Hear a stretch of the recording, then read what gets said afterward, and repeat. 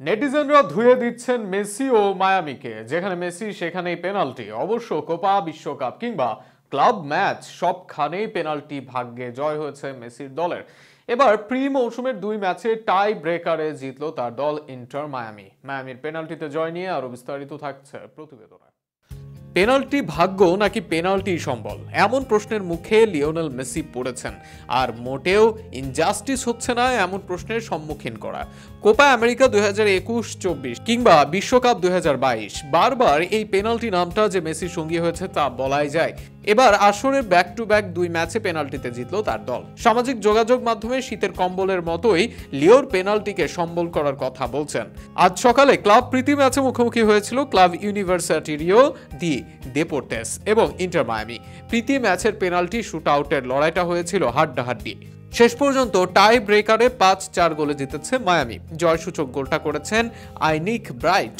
মূল ম্যাচে ইউনিভার্সিটারিও inter Miami লড়াই হয়েছে সমানে সমান।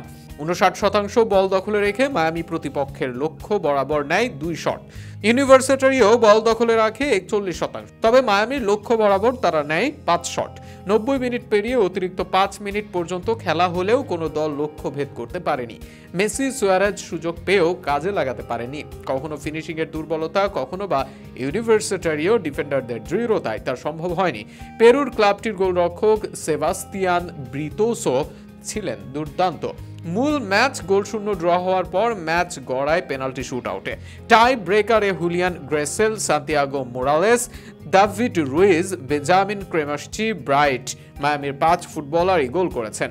ইউনিভার্সিটারিওর জাইরো ভ্যালেজ গোল করতে পারেননি। এটাতেই মূলত পিছিয়ে গেছে ক্লাবটি। এর আগে গত 19 জানুয়ারি এবছর প্রথম ম্যাচ খেলতে নামে ইন্টার মায়ামি। অ্যালেজিয়েন্ট স্টেডিয়ামে ক্লাব আমেরিকা ইন্টার মায়ামি মূল ম্যাচ ড্র হয়েছিল 2-2 গোলে। শেষ পর্যন্ত সেই ক্লাব প্রীতি ম্যাচেও টাই ব্রেকারে জয় পায় ইন্টার মায়ামি।